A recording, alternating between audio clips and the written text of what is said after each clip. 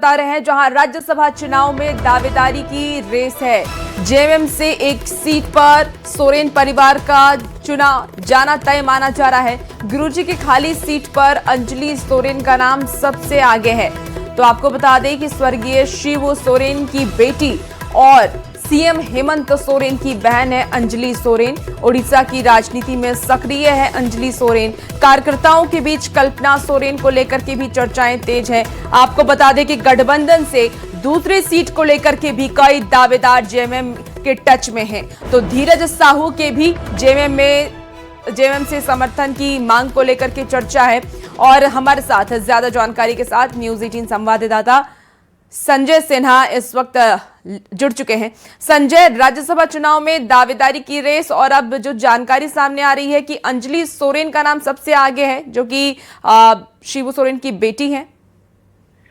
देखिए, बिल्कुल देखिए, राज्यसभा चुनाव की तस्वीर झारखंड में अगर एक सीट की बात करें और फिर जेएमएम के लिहाज से बात करें तो एक सीट में कहीं कोई दिक्कत नहीं है, क्योंकि जेएमएम के पास 34 सीटें हैं और एक सीट जो दिवंगत गुरु जी के निधन से जो सीट खाली हुई है तो उस पर जो है आपका सोरेन परिवार का एक जो कह सकते हैं दावेदारी स्पष्ट बनती है और एक जो है वहां से चुना जाना लगभग तय है।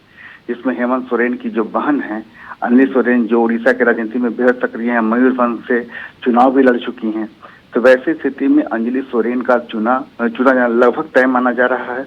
अब रही दूसरी सीट की बात, तो समझ जाइए कि इंडिया गठबंधन में अगर बात करें तो कुल 56 विधायक हैं और 2 सीट अगर आपस में एक तालमेल बने तो 2 सीट आराम से निकल सकता है। इंडी गठबंधन के लिहाज से बात करें, चूंकि ये राज्यसभा की एक सीट पर जीत के लिए चाहिए 28 वोट और इंडी गठबंधन के पास कुछ 56 वोट हैं, 56 विधायक हैं, 34 आपको जेएमएम के हैं, 16 कांग्रेस के हैं, 4 आरजेडी के हैं और 2 आपको भाकपा माले के हैं।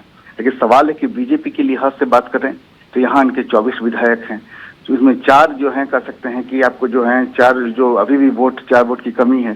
तो जो भी कई ऐसे धीरज साहू कांग्रेस से पूर्व राज्यसभा सांसद रहे हैं, तो धीरज साहू भी जेएमएम के टच में है कि अगर दूसरी सीट जो इंडी गठबंधन से अगर दूसरी सीट की बात करें, हालांकि इस सीट से दूसरा सीट जो खाली हुआ है वो आपको दीपक प्रकाश जो कि बीजेपी से थे, उनका कार्यकाल खत्म हुआ तो उनसे खाली हुआ है। तो एक समर्थन की उम्मीद है कि धीरज साहू भी जेएमएम के टच में है। अगर जेएमएम का समर्थन मिलता है तो वास्तव में इंडी गठबंधन से ही सीट क्लियर हो जाएगी, क्योंकि पूरे 56 वहाँ विधायक हैं। संजय, तो क्या अंजलि सोरेन का नाम सामने आ रहा है? कल हालांकि कार्यकर्ताओं की तरफ से कल्पना सोरेन को लेकर के भी चर्चाएं तेज है कि कल्पना सोरेन को भी भेजना चाहिए राज्यसभा। तो शिबू सोरेन की सीट पे किसका नाम ज्यादा चर्चा में है, अंजलि सोरेन का या कल्पना सोरेन का? देखिए, सबसे रेस में सबसे आगे नाम जो है अंजलि सोरेन का है सबसे ज्यादा, क्योंकि हेमंत सोरेन की बहन है और कहा भी जा रहा था कि एक जो बात आ रही थी कि उनकी भी इच्छा है कि जेएमएम कोटे से राज्यसभा जाएं।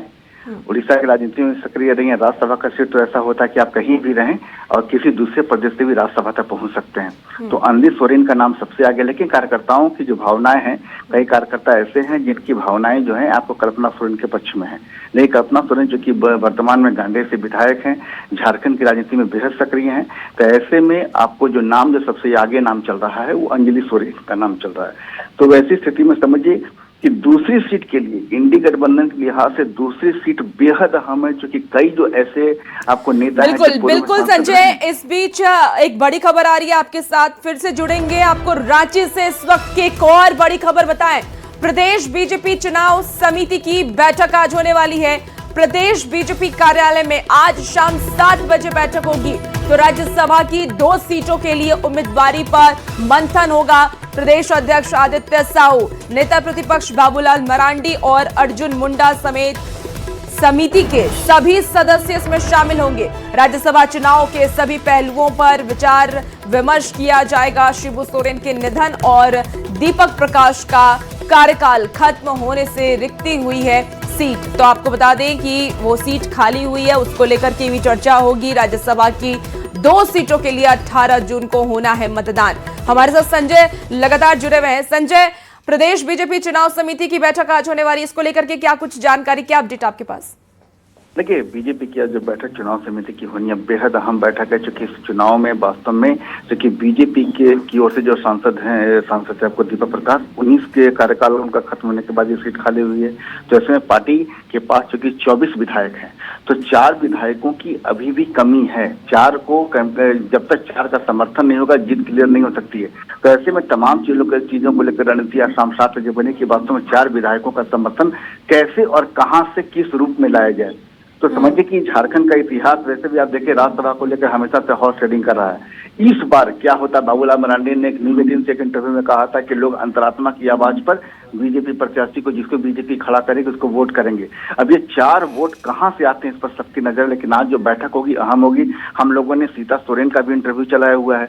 सीता सोरेन वर्तमान में बीजेपी में है, उन्होंने भी कहा है कि राज्यसभा जाने की उनकी इच्छा है, लेकिन इच्छा पार्टी जो है आला कमान वो तय करेगा। जब उनसे सवाल पूछा गया था कि 4 विधायकों का समर्थन कहां से आएगा, तो उन्होंने कहा कि ये तय करना भी और इसका प्लानिंग करना भी काम जो है वो बीजेपी आला कमान के नेता करेंगे। तो लेकिन बीजेपी की ओर से कई दिग्गज हैं जो इस रेस में लगातार आगे बने हुए हैं, कई नाम अभी सामने आना बाकी है। और देखिए, कई ऐसे चेहरे हैं जो वास्तव में विधानसभा चुनाव पूर्व में हार चुके हैं बीजेपी में, लोकसभा चुनाव भी हार चुके हैं। तो बड़े चेहरे भी अब राज्यसभा जाना चाहते हैं। सवाल यही है कि पार्टी एनडीए के पास, बीजेपी के पास आपको 21 विधायक हैं और 3 आपको एनडीए यानी आजसू, जदयू और लोजपा के विधायक, यानी तीनों से एक 21, 3 24। अब समीकरण बनता है कि वास्तव में 4 विधायकों का इंतजाम और कहां से किया जाए। तो पार्टी जो है समर्थन करती है, क्या है नहीं है, पार्टी की रणनीति क्या है, ये वास्तव में आज की बैठक में तय होगा। जी ठीक है, आप नजर बना के रखिए, अपडेट आपसे लेंगे। बहुत शुक्रिया फिलहाल जानकारी के लिए संजय।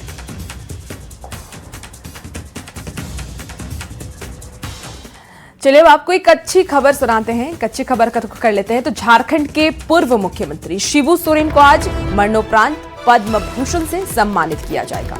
राष्ट्रपति भवन में राष्ट्रपति द्रौपदी मुर्मू 131 पद्म पुरस्कार देंगी, जिसमें कि 5 पद्म भूषण, 13 पद्म भूषण और 113 पद्मश्री शामिल हैं। झारखंड के पूर्व मुख्यमंत्री शिबू सोरेन, मशहूर सिंगर अलका याग्निक समेत 13 हस्तियों को पद्म भूषण से सम्मानित किया जाना है। तो actor are Madhavan, cricketer Rohit Sharma समेत 113 लोगों को पद्मश्री से सम्मानित आज किया जाएगा। आपको बता दें कि 25 जनवरी 2026 को केंद्रीय गृह मंत्रालय ने इस अवार्ड का ऐलान किया था। तो दिशुम गुरु और झारखंड के पूर्व मुख्यमंत्री शिबू सोरेन को मरणोपरांत पद्म भूषण से आज सम्मानित किया जाना है और ये बेहद ही खास मौका है, खास दिन है आज जेएमएम के लिए। शिबू सोरेन को आज सम्मानित किया जाएगा, जिसको लेकर के जेएमएम ने ये कहा है कि आज गुरुजी के साथ साथ झारखंड से जुड़ा हुआ हर इंसान आज खुश है। हम सम्मान का स्वागत करते हैं, लेकिन गुरुजी का कद पद्म भूषण से ऊपर था। वहीं बीजेपी ने कहा है कि हेमंत सोरेन गुरुजी के वसूलों को भूल चुके हैं, लेकिन केंद्र की सरकार गुरुजी को नहीं भूली है और आज ये सम्मान दी जा रही है।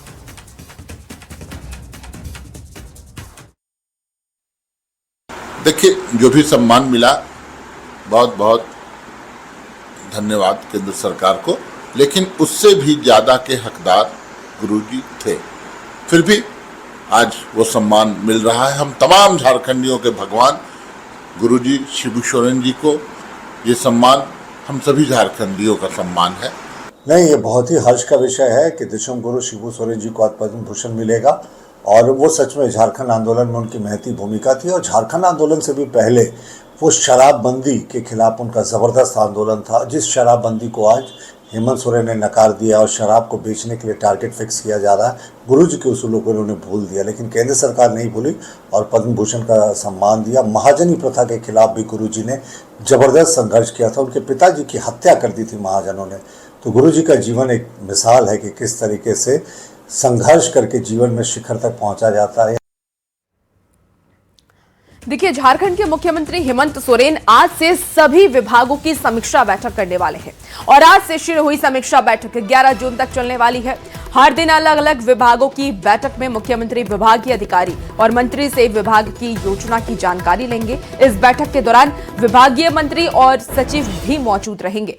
तो आज पहले दिन वित्त विभाग, वाणिज्य कर विभाग और जल संसाधन विभाग की समीक्षा बैठक होगी। समीक्षा बैठक के दौरान सीएम पुरानी योजनाओं पर चर्चा करेंगे, वहीं अधिकारियों को नया टास्क भी देने वाले हैं। तो आज की ये बैठक काफी ज्यादा अहम मानी जा रही है। राज्य के विकास के लिए भी ये बैठक काफी ज्यादा अहम है। मुख्यमंत्री हेमंत सोरेन आज से सभी विभागों की समीक्षा बैठक करने वाले हैं और आज से ही इस बैठक की शुरुआत होगी। आपको बता दें कि आज जिन जिन विभागों की बैठक होने वाली है उसमें आपको जानकारी दे देते हैं।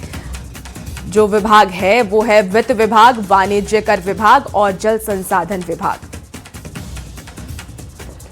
और ग्राफिक्स के जरिए भी आपको दिखा रहे हैं 25 मई से 11 जून तक जो बैठक चलेगी उसमें कब कौन से विभाग की बैठक चलेगी। झारखंड के मुख्यमंत्री हेमंत सोरेन आज से सभी विभागों की समीक्षा बैठक करने वाले हैं। आज यानी 25 तारीख से 11 जून तक मुख्यमंत्री की ये समीक्षा बैठक जो है वो राजधानी रांची के प्रोजेक्ट भवन में होगी। अगर हम इस समीक्षा बैठक की बात करें तो इस समीक्षा बैठक के पहले दिन यानी आज 2 पालियों में बैठक होगी। सभी दिनों की बात करें तो सभी दिन जो ये बैठक रहेंगी वो 2 पालियों में होंगी, जिनमें से पहले पाली में एक विभाग, वहीं दूसरी पाली में दूसरे विभाग की बैठक जो है वो आयोजित की जाएगी। इस पूरे बैठक को लेकर लगातार इन बातों की चर्चा की जा रही है कि झारखंड में कैसे सरकार की योजनाएं आम जनता तक पहुंच पाए, सरकार की योजनाओं का लाभ आम जनमानस को कैसे पहुंच पाए, इसके लिए ये बैठक काफी महत्वपूर्ण मानी जा रही है। इस बैठक की बात करें तो आज 25 तारीख की है और आज जल संसाधन,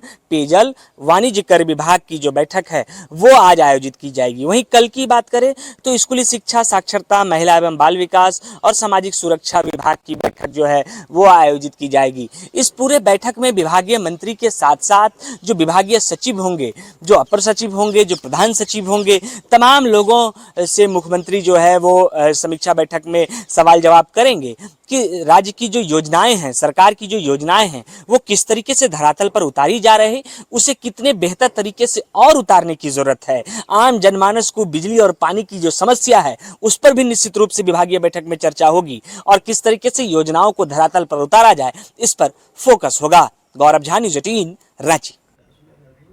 चलिए खबरों में आगे बढ़ते हैं। देखिए, मिडिल ईस्ट में जारी युद्ध का असर लगातार भारत पर भी देखने को मिल रहा है। देश में अधिकांश तेल का जो विदेशों से आयात होता है वो अब घट चुका है और जारी युद्ध के चलते IOCL, इसके साथ ही BPCL और HPCL जैसी बड़ी कंपनियों को करोड़ों का नुकसान हो रहा है, जिसके चलते एक बार फिर से पेट्रोल और डीजल की कीमत में इजाफा देखने को मिला है। पेट्रोल और डीजल की जो कीमतों में आज भी बढ़ोतरी हुई है। सुबह 6 बजे भी आज बढ़ोतरी की गई है और इसके साथ ही आपको बता दें कि इजाफे के साथ राजधानी रांची में प्रति लीटर डीजल की जो कीमत है वो 100 रुपए के पार जा चुकी है। 100 रुपए 49 पैसे है और पेट्रोल की कीमत 105 रुपए 29 पैसे प्रति लीटर मिल रहा है। पिछले 11 दिनों में डीजल और पेट्रोल की कीमतों में चौथी बार इजाफा हुआ है। राजधानी रांची की बात करें तो रांची में पेट्रोल की कीमत 105 रुपए 29 पैसे हो चुके हैं। वहीं डीजल के कीमतों में भी बढ़ोतरी देखने को मिली है। पिछले 11 दिनों की बात करें तो लगातार पेट्रोल और डीजल की कीमतों में इजाफा देखने को मिल रहा है। अगर हम पूर्व के कीमतों की बात करें तो अभी अगर हम रांची की बात करें तो डीजल की कीमत 100.37 और इसके साथ साथ जो पेट्रोल की कीमत है वो 105.29 जो प्रति लीटर है वो हो गया है। पिछले 11 दिनों की बात करें तो ये चौथी दफ़ा है जब पेट्रोल और डीजल की कीमतों में इजाफा हुआ है। पेट्रोल 2.61 पैसा और डीजल 2.71 पैसा जो है बढ़ोतरी हुई है। महंगा हो गया पेट्रोल। तो मोदी जी तो बोलते गाड़ी ही नहीं चलाएगी। नहीं, गाड़ी क्यों नहीं चलेगा? महंगा होगा तो उससे क्या होगा? तेल तो भराना ही पड़ेगा ना किसी न किसी तरीका से हम लोग को, क्योंकि गाड़ी नहीं रहेगा कुछ काम वगैरह नहीं होगा। गाड़ी जरूरी, मोस्ट इम्पोर्टेंट है गाड़ी, इसीलिए। अभी और अच्छे दिन आएंगे सर जी, लेकिन अब ज़रूरत है तो आदमी तो यूज करेगा ही। अब मोदी जी तो खाली नारा लगाते हैं यूज मत कीजिए और अपने जाते हैं, और हम क्या बोल सकते हैं। लेकिन पेट्रोल भराना नहीं छोड़ना है। नहीं, ऐसे क्या कीजिएगा? ज़रूरत की चीज़ है। आप खाना नहीं छोड़ सकते हैं। चावल 60 हो जाएगा, आपको खाना है 1 किलो की जगह आधा किलो लीजिएगा। सब्जी की जगह पानी साथ खाइएगा, लेकिन खाना है उसी तरह से पेट्रोल है भराना मजबूरी में, ऐसा नहीं कि शौक से। इस बार तो 2 रुपए से ज़्यादा महंगा होगा। क्या कीजिएगा? हम तो बोले अभी और अच्छे दिन आएंगे सर जी। नहीं, कोई नॉर्मली है, सब लोग आराम से ले रहा है। तेल मिलना चाहिए। महंगा कितना भी हो जाए। कितना भी हो जाए उससे कोई फर्क नहीं। हाँ, लोग का यही है कि हमको तेल पूरा जितना चाहिए उतना मिलना चाहिए। आज भी राजधानी रांची में पेट्रोल और डीजलों की कीमतों में सुबह से ही इजाफा है। लोगों में थोड़ी नाराजगी भी है कि लगातार इस तरीके से पेट्रोल और डीजल के कीमत बढ़ रहे हैं। गौरव झा, न्यूज़ 18 रांची। देखिए, पेट्रोल और डीजल के दाम में बढ़ोतरी हुई है और जाहिर सी बात है कि बढ़ोतरी होगी तो लोगों का गुस्सा होगा, क्योंकि लोगों के जेब पर असर पड़ता है, उनके बजट पर असर पड़ता है। अब देखिए, देश में पेट्रोल डीजल की कीमतें बढ़ी है। भारत अपनी जरूरत का अधिकांश तेल और गैस विदेशों से आयात करता है। ऑयल मार्केटिंग कंपनी को हजार करोड़ रुपए का नुकसान हुआ है। जो जानकारी अब तक सामने आई है, 1000 करोड़ रुपए का नुकसान हुआ है ऑयल कंपनियों को, और इससे कीमतें बढ़ना भी शुरू हो गया है। जाहिर सी बात है कि जब अगर नुकसान होगा तो कीमतें बढ़ना अनिवार्य हो गया। हालांकि माना यह जा रहा है कि अगर अमेरिका ईरान के बीच कोई समझौता होता है तो उससे कच्चे तेल की कीमतों में नरमी आ सकती है, क्योंकि स्ट्रेट ऑफ हॉर्मुज़ को देखिए बंद कर दिया गया है और इसी वजह से किल्लतें देखने को मिल रही है। और आगे चल करके पेट्रोल डीजल की कीमतों में भी राहत हो सकता है कि मिल जाए। बता दें कि सिर्फ भारत ही नहीं बल्कि तेल का बड़े पैमाने पर उत्पादन और निर्यात करने वाला देश जैसे कि अमेरिका, यूएई और कनाडा में भी तेल की मौजूदा कीमत भारत से ज्यादा बताई जा रही है। तो सिर्फ भारत में ही किल्लत नहीं और भारत में ही दाम नहीं बढ़ रहे, और दूसरे देशों की बात करें तो वहां भी पेट्रोल और डीजल के दाम और तेल के दाम लगातार बढ़ रहे हैं, क्योंकि स्ट्रेट ऑफ हॉर्मुज़ को बंद कर दिया गया है और इस वजह से सबसे ज्यादा नुकसान बहुत सारे देशों को हो रहा है। इस सबसे ज्यादा नुकसान अमेरिका और यूएई को हो रहा है। चलिए खबरों में आगे बढ़ते हैं। राज्य से आपको इस वक्त की एक बड़ी खबर बताते हैं, जहां अपराधियों का जो मनोबल है वो बढ़ चुका है। होमगार्ड जवान से लूटपाट की गई, चाकू की नोक पर स्कूटी की लूट की गई है। देर रात करीब 2 बजे की यह घटना बताई जा रही है। पुलिस मामले की छानबीन में जुट चुकी है। चुटिया थाना क्षेत्र का मामला सामने आया है। तो राज्य से आपको ये बड़ी खबर बताए, जहां अपराधियों का हौसला बुलंद है। होमगार्ड जवान से लूट कर ली जाती है। चाकू की नोक पर स्कूटी की लूट की गई। तो देखिए, चाकू के नोक पर यह लूट की गई है। देर रात करीब 2 बजे की घटना बताई जा रही है। पुलिस को फिलहाल इस बात की जानकारी दे दी गई। पुलिस मामले की जांच में जुट चुकी है। चुटिया थाना क्षेत्र का मामला। लोहरदगा में एक पारिवारिक विवाद ने खूनी रूप ले लिया, जहां एक कुपुत्र ने अपने पिता, पत्नी और मासूम बेटी पर कुल्हाड़ी से हमला कर दिया। देखिए, घटना जिले के भंडारा थाना क्षेत्र के सेंगरा टोली की बताई जा रही है। हमला इतना ज्यादा खतरनाक था कि पिता और पत्नी की मौके पर ही मौत हो जाती है। शोर शराबे के बाद वहां जो आसपास के लोग थे वो पहुंचते हैं और उन्होंने घायल मासूम बच्ची को फिलहाल अस्पताल में भर्ती कराया, जहां प्राथमिक इलाज के बाद बच्ची को रेफर कर दिया गया, क्योंकि काफी ज्यादा गंभीर रूप से वो घायल हो चुकी थी। मौके पर पहुंची पुलिस ने हत्या में प्रयोग हुए कुल्हाड़ी को बरामद कर लिया है और जांच शुरू कर दी है।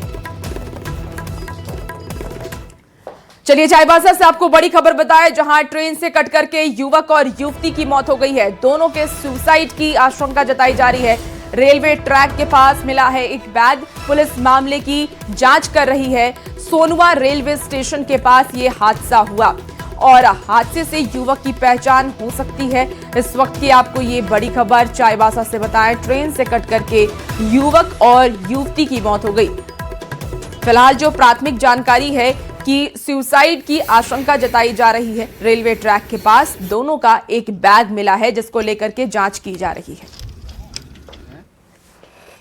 देखिए, दुमका में एक स्वर्ण व्यवसायियों को 3 अपराधियों ने लूटने की कोशिश की और रात को दुकान बंद करके जाते हुए आभूषण से भरे थैले को छीनने की कोशिश की।